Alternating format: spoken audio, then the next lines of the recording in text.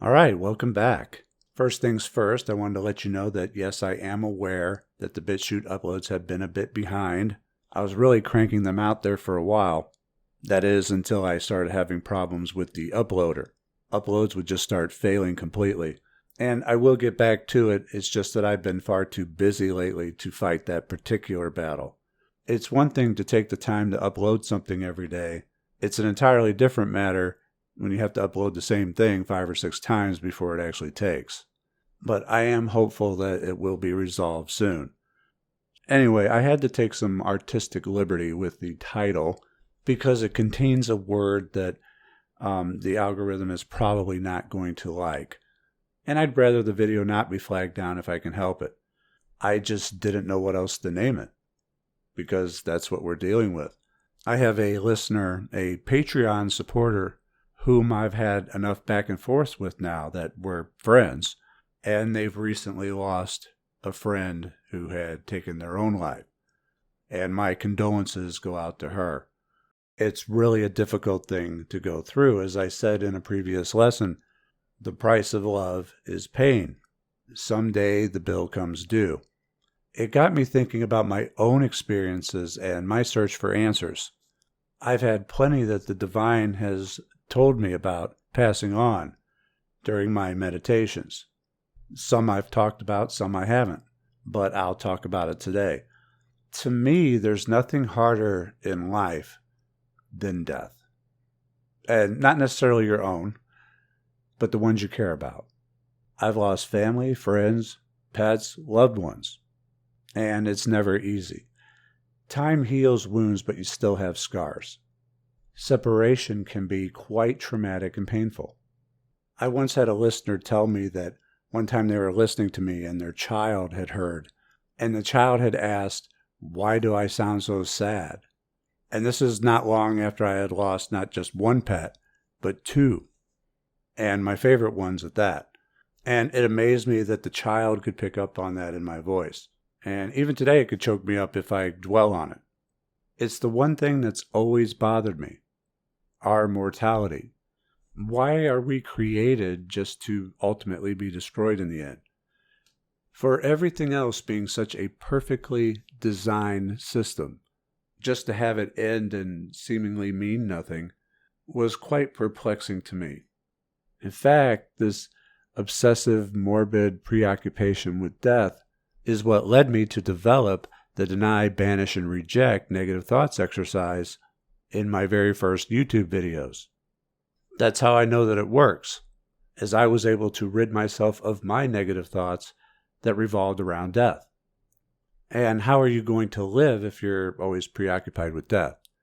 It's like Red in the Shawshank Redemption says, get busy living or get busy dying. But it's not that easy to get rid of an unhealthy, obsessive train of thought, which is what led me to develop that exercise of banishing, rejecting, and denying negative thoughts that pop in your mind. It's not easy at first. It's almost like a full-time job. But the longer you do it, the more you're retraining your mind not to think that way. And the easier it becomes. Until finally, they just don't bother coming up at all. However, anytime that a loved one would pass on, then those thoughts would try to come back. And they're much easier to deal with now, but I still had lingering questions. I needed to get to the bottom of it. I needed to know why we die. And so not long after I started communicating with the divine in my meditations, did I start posing the question. And for the longest time, I was given the same answer of, don't worry about it. It's not a big deal. Which to me is like the worst possible answer. Because no, it is a big deal. It's a big deal to those of us who experience loss and experience the pain of grieving for those who are no longer with us, missing someone that you'll never get to see again. To me, that's the biggest deal. And I'm not going to lie, I really felt insulted by that answer. Because to me, that really showed the lack of compassion and understanding that the divine has for a mortal existence. Which only made me want to know even more. as to how it could even give such a response. And so I continued to press.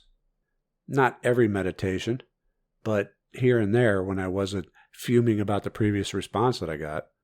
But as I progressed in my development, the divine would reveal a little bit more to me, which I will in turn reveal to you. Whether or not it'll be satisfactory to you is another matter. To me, I'm somewhat satisfied by the response, because I'm not sure that any of us can be absolutely 100% okay with dying, especially where our loved ones are concerned. But the responses did make me look at things a bit differently than I had before. And you may remember when we talked about how just the smallest shift in perspective can open up things entirely for you. Your entire world can change just from a change in point of view. And speaking of points of view, I've received another testimonial for the Manifesting Reality program that I'd like to share with you real quick. It's from someone who had moved to a place they weren't familiar with, created a couple sigils according to the program to find the perfect mate and a new laptop. And she manifested both of them and a new job to go along with it. So I just want to say great work and thank you for sharing your story with us, as I invite you all to do.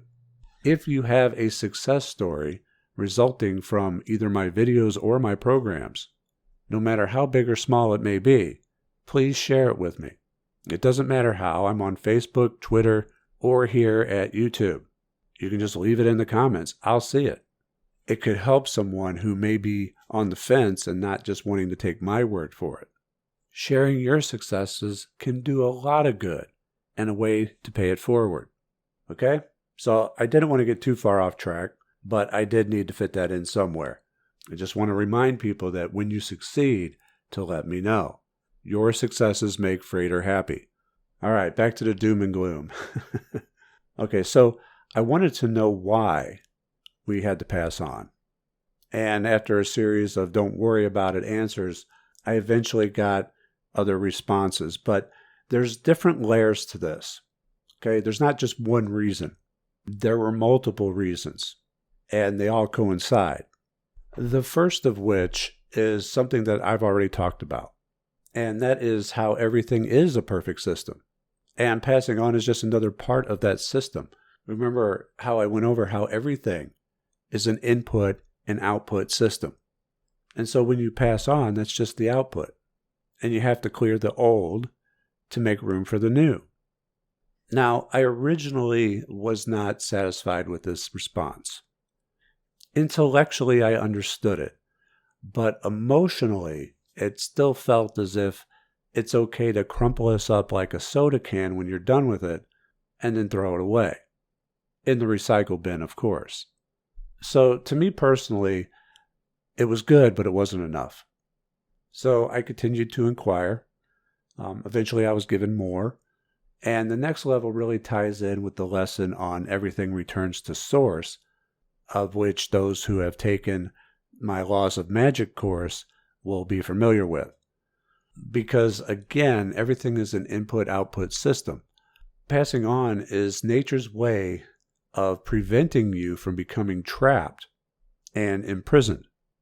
You know, what would happen, say for instance, you were out in the woods and you fell down an abandoned dry well and nobody ever found you and you were immortal and could not die. Well, you'd be stuck there forever, trapped and alone with no way out. Okay, so passing on, dying, is nature's fail-safe to ensure that all life returns to source. Because if everyone lived forever and we maintained our free will, there would be a percentage of people who would wander off and things would happen to them that would cause them to get stuck. It happens to animals in the wild all the time. And so death provides a way out of those situations. It may be the ultimate way out, but it's still a way out. And I felt better about this response, especially in conjunction with the other one. I was beginning to see things a bit differently.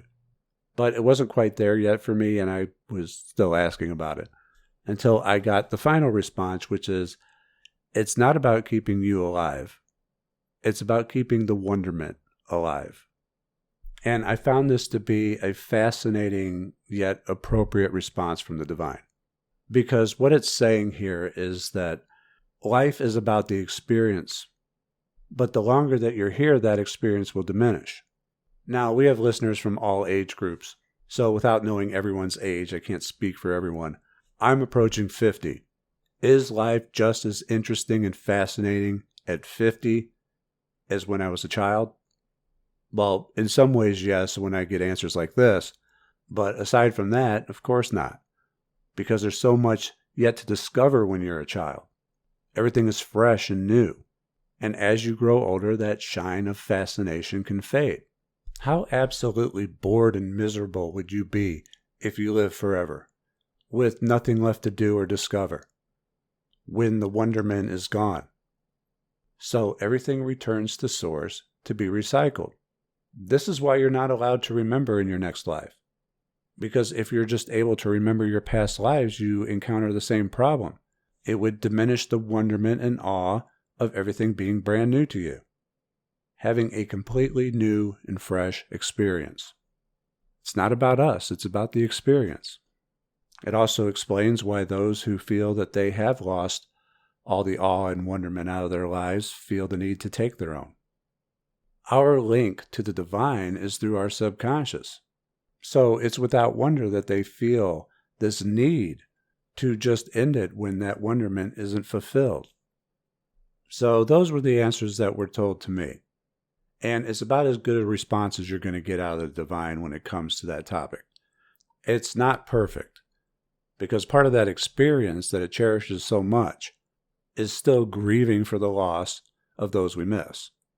That's why I say I'm somewhat satisfied with it. Perhaps there's more for it to tell me, but I haven't asked and pressed it in a while.